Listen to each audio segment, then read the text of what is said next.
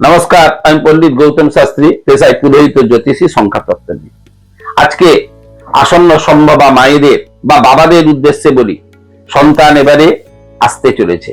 এখন তো সন্তানের জন্ম সময়টা কিন্তু জ্যোতিষের কাছ থেকে অনেক সময় নিরূপিত করা হয়, কেননা তার জন্ম লগ্নটা যাতে উন্নত হয়, জন্ম ছকটা যেন ভালো হয়।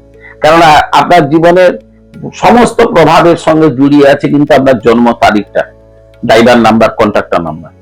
সেখান থেকে কি একটা বালক জন্মাবার পরে পরে নক্ষত্র স্বামীর নাম অনুসারে তার চরণকে হিসাব করে নামাকরণ করাটা দরকার। কেন না, যে ফুলে যে ঠাকুর সন্তুষ্ট হয়, ঠিক সেই রকম নামের আদ্যক্ষর বা নামটা যদি সঠিক তৈরি করা যায়, তাহলে যে নক্ষত্রের ছেলেটি জন্মেছে সেই নক্ষত্রাধিপতি তিনি সন্তুষ্ট হন, তার জীবনের প্রতিটা পদক্ষেপ কিন্তু আগামী দিনে ভালোভাবে চলতে থাকে, তার সাফল্য তাকে পেছনেই চলে আসে। তার জন্য তাকে খুব একটা অতিরিক্ত পরিশ্রম করতে হয় না এবং জীবনটা খুব সুখপ্রদ হয়, সুন্দর হয়, মধুময় হয়।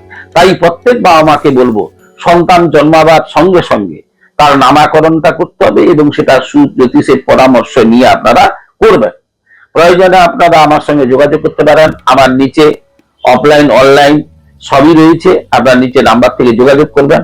আর এরকম ভালো ভিডিও পেতে গেলে আপনারা আমার এটাকে রেকর্ডিং প্রোগ্রামটাকে লাইক করবেন, সাবস্ক্রাইব করবেন এবং অপরের মধ্যে একটু শেয়ার করে দেবেন। ভালো থাকবেন, সুন্দর থাকবেন, সুস্থ থাকবেন।